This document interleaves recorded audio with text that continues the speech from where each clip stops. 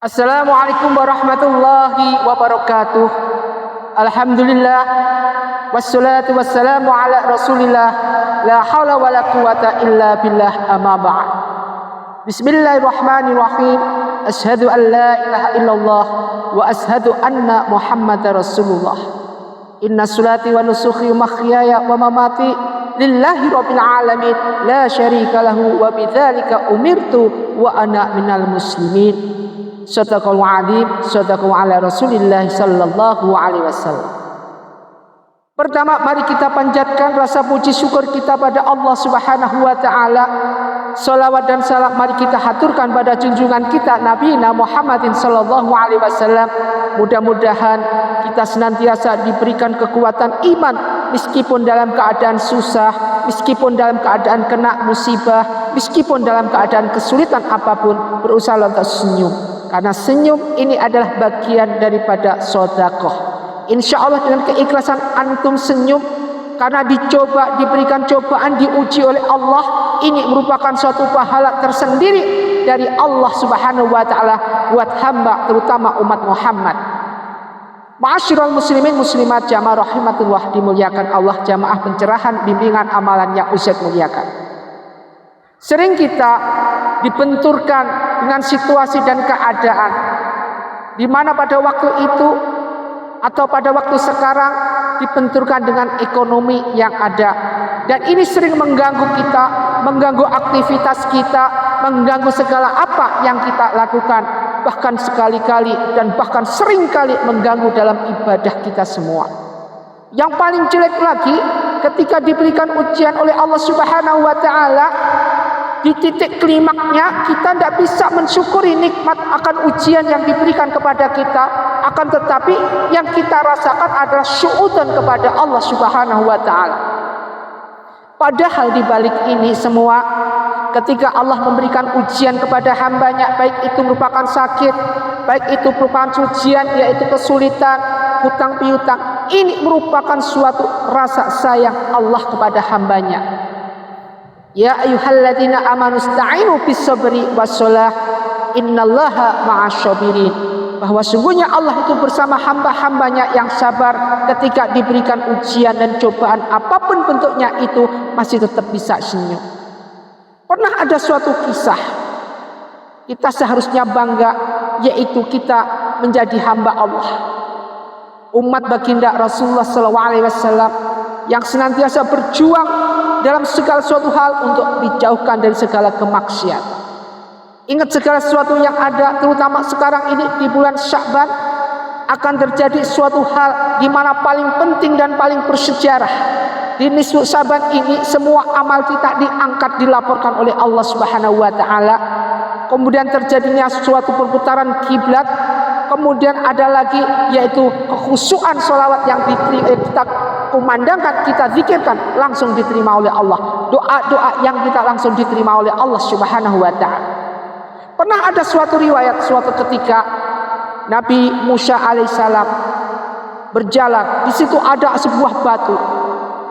Batu itu dibelah oleh Nabi Musa alaihissalam. Jadi kamar Nabi Musa ini batu dibelah. Ketika batu itu dibelah, hancur jadi dua. Ternyata di dalamnya ada manusia, seorang kakek yang usianya 400 tahun. Di dalam batu itu ada hidangan yang enak sekali, dan kakek ini bercahaya sekali. Cahayanya luar biasa, hidangannya nikmat sekali. Nabi Musa takjub, Nabi Musa terkejut. Kemudian Nabi Musa alaihissalam memberanikan untuk bertanya, "Wahai hamba Allah, siapakah gerangan engkau?" Si kakek ini menjawab, "Aku adalah umatmu." Terus kenapa? Si Nabi Musa bertanya, "Kenapa kamu kok bisa bercahaya seperti ini dengan hidangan yang komplit ini?" Jawaban hamba Musa ini, hamba Allah dengan kaum umat Musa ini adalah, karena aku selama 400 tahun tidak pernah berbuat maksiat. Jadi si orang ini bercahayanya luar biasa, di dalam batu ada hidangannya. Ternyata dia adalah orang yang selama 400 tahun tidak pernah berbuat maksiat. Masya Allah. Kita umurnya berapa? Kita umurnya ini 70 tahun. Itu pun kalau panjang, kalau pendek paling-paling banter dikasih garis 63 tahun. Sedangkan kita berbuat maksiat lebih banyak waktunya daripada enggak pernah. Umur 60 tahun maksiatnya bisa 40 tahun, 20 tahun untuk ibadah, kadang kagak. Kemudian keistimewaan kembali lagi ke kakek ini tadi. Kakek yang bercahaya ini tadi, keistimewaannya apa? Keistimewaan si kakek ini tadi, aku 400 tahun seperti ini. Kemudian apapun yang kulakukan tanpa maksiat. Ini tidak seberapa dibandingkan nanti pada umat Muhammad ketika malam nisfu Sya'ban dia bisa menjalankan lail, yaitu sholat malam. Itu jauh lebih banyak pahalanya daripada apa yang kulakukan. Kembali kita ambil hikmahnya. Ternyata kita mendapatkan suatu keberuntungan yang luar biasa menjadi umat Muhammad. Artinya apa? Hanya melaksanakan sholat di malam lail, yaitu di malam nisfu Sya'ban.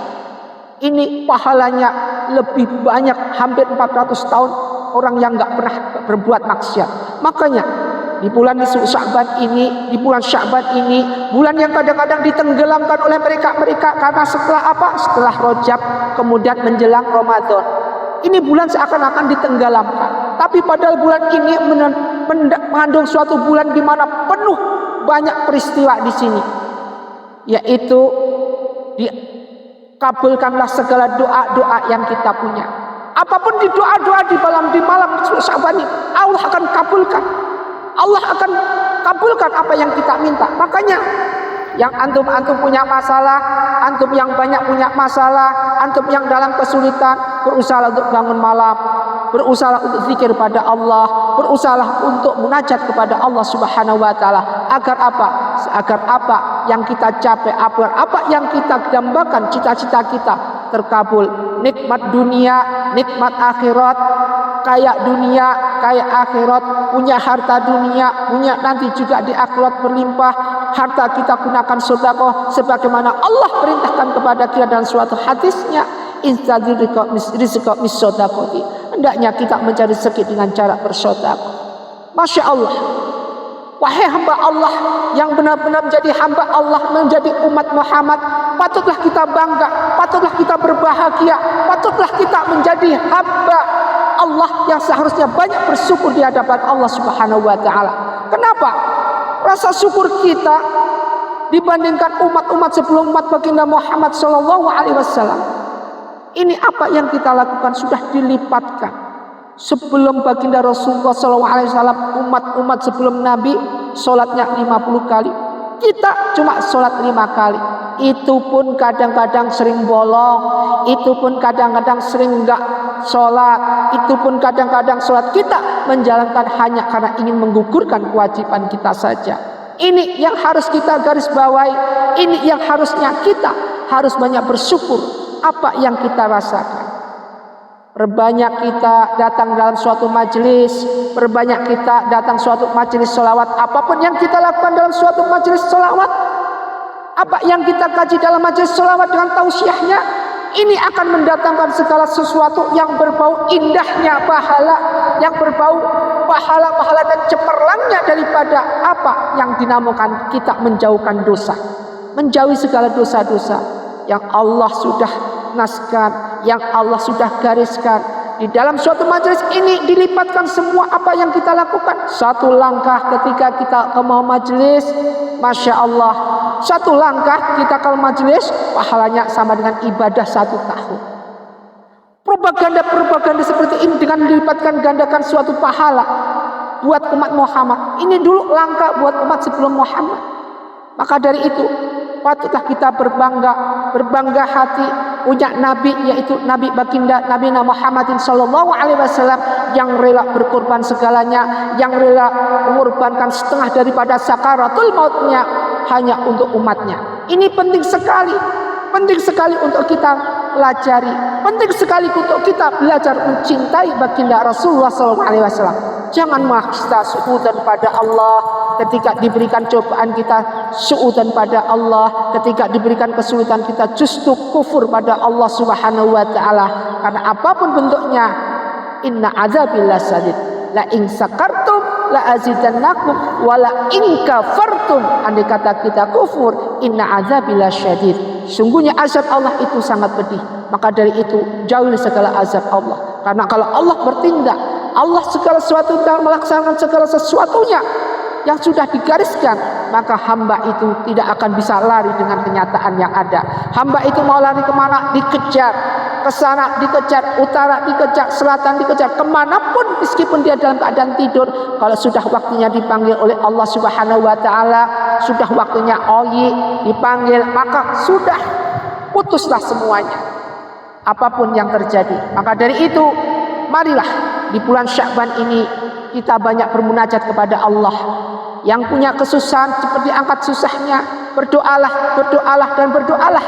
Insya Allah apapun doa antum semua akan dikabulkan oleh Allah Subhanahu wa Ta'ala dengan keajaiban-keajaiban yang Allah berikan, dengan rezeki yang datang tidak sangka-sangka, dengan segala sesuatu kejadian yang tidak disangka-sangka. Mudah-mudahan kita menjadi hamba Allah yang istiqomah, ahli ibadah dalam hal segala ini. Sebagaimana tadi umat Musa 400 tahun dengan suguhannya, dengan makanan yang lezatnya, dengan cahayanya, dia tidak pernah berbuat maksiat. Tapi ini jauh lebih bagus sholat di tengah malam di bulan nisfu Sya'ban daripada ini semua, daripada orang yang beribadah 400 tahun tidak pernah berbuat maksiat. Maka dari itu, bagaimana alangkah besarnya pahala apa yang kita lakukan. Andai kata kita sering sholat tahajud, wa minal laili fatahajud nafilat, segala sholat tahajud, sholat tengah malam ini menambah pahala kita, pahala tambahan buat kita. Mudah-mudahan bermanfaat. Kita jadikan sebagai hamba Allah yang saling merangkul, saling menutupi segala sesuatu yang ada, baik itu aib, baik itu fitnah, baik segala, saling kita tutupi. Bermanfaat buat kita semua, bagus buat tetangga kita. Kemudian segala sesuatunya ini benar-benar dilipat gandakan oleh Allah dengan pahala apa yang kita pelajari, apa yang kita kaji, apa yang kita lakukan. Wassalamualaikum warahmatullahi wabarakatuh.